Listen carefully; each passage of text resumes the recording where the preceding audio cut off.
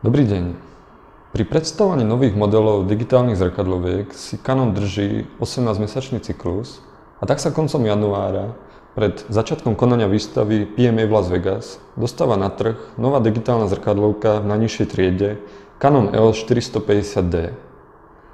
Tento prístroj vzbudil u odbornej verejnosti aj u fanúšikov veľké ohlasy, najmä po zverejnení svojich špecifikácií. Za podobné parametre by sa totiž nemusela hanbiť ani ktorákoľvek z poloprofesionálnych zrkadloviek.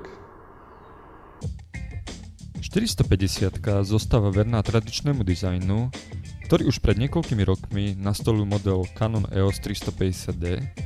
Tento dizajn sa vyznačuje malými rozmermi a nízkou váhou, ktorý oceňujú najmä ľudia s malými rukami a fotografi, ktorí si nosia aparát často na dlhšie túry.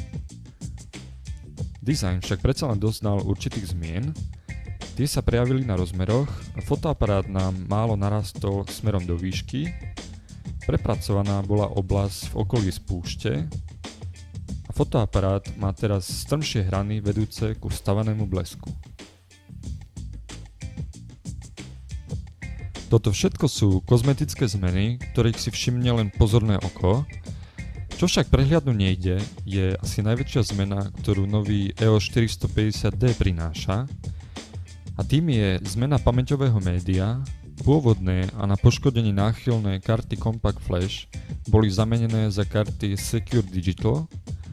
Nový aparát podporuje tiež formát SDHC, ktorý prináša ešte vyššie kapacity a rýchlosti. S novými kartami prichádza nielen malá úspora hmotnosti, ale najmä vyššia bezpečnosť a odolnosť pri manipulácii s kartou, čo ocenia najmä začínajúci fotografi.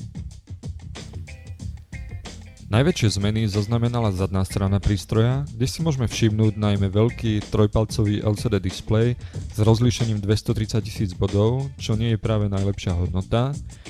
V tejto triede digitálnych zrkadloviek ale nemožno očakávať nejaké extrémy. Tento displej si vyžiadal presun niekoľkých tlačidiel z ľavej strany prístroja na stranu pravú a taktiež naľavo od hľadáčika. Ide najmä o tlačidlá na prezeranie fotografií a na mazanie fotografií. S touto zmenou sú spojené aj niektoré negatívne pocity z ovládania. Mám na mysli najmä mazanie fotografií, pre ktoré je momentálne nutné používať len palec pravej ruky, predtým sa dali na to používať palce oboch rúk. Stlačíme tlačidlo pre vymazanie, šipkou vpravo sa presunieme na Erase a potvrdíme tlačidlom Set. Niekomu sa tento proces môže zdať banálny, keď však máte vymazať 50 fotografií po sebe, uvedomíte si, že ten palec sa tam dosť napracuje a je to vcelku nepríjemné. Zmenami prešli aj funkcie priradené štvorsmerovému ovládaču. Napravo stále ovládame režimy autofokusu. Smerom dole teraz môžeme vyberať z jednotlivých štýlov obrazu. Smerom naľavo si volíme režimy snímania a nahor ovládame režimy merania expozície. Tlačidlo pre vyváženie bielej je teraz zdieľané s tlačidlom pre priamu tlač obrazu.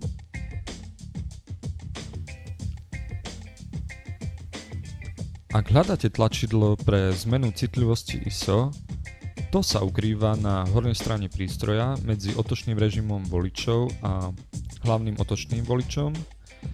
Na vrchnej strane došlo ešte k niekoľkým zmenám, a to najmä v tvare vstavaného blesku, a rovnako tak boli pozmenené sánky externého blesku, ktoré sú teraz strieborné, pri predchádzajúcich modeloch boli čierne.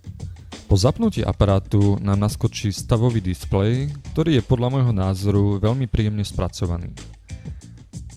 Fotoaparát nám cez menu ponúka aj niekoľko možností farebného podsvietenia tohto displeja.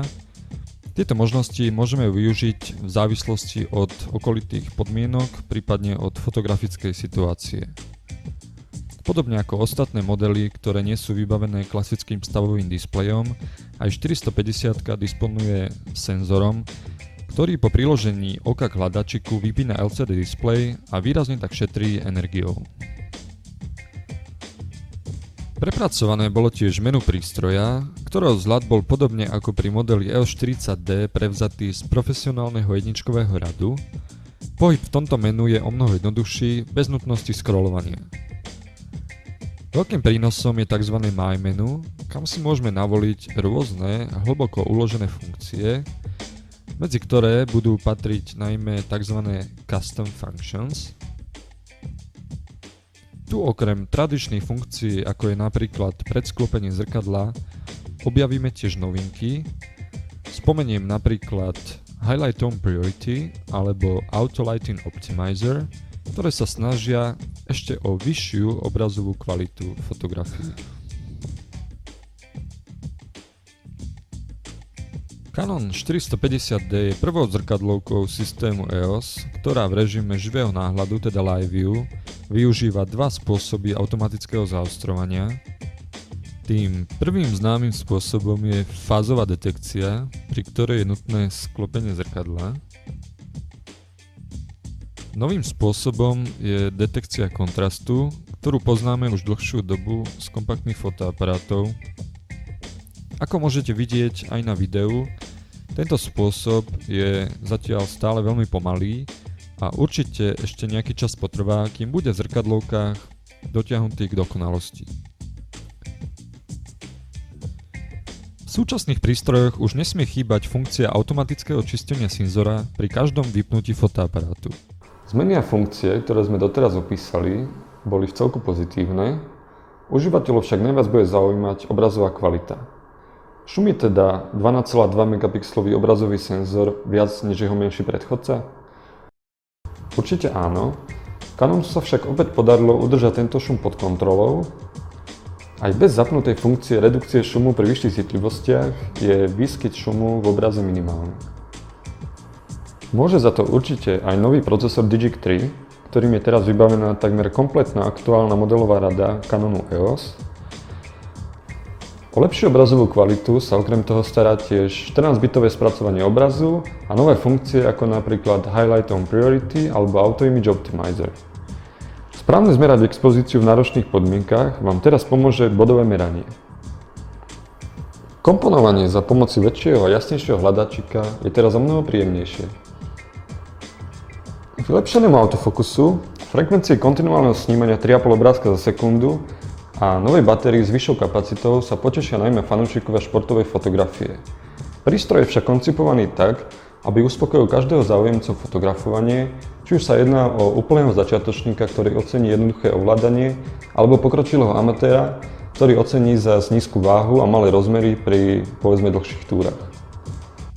Malé telo určite nesadne do labiek každému, ale zvyknúť sa nám dá, podobne ako na mierne pozmenené ovládanie. Nášmu Julkovi sa to tiež podarilo a nový foťáčik si nevie vynachváliť.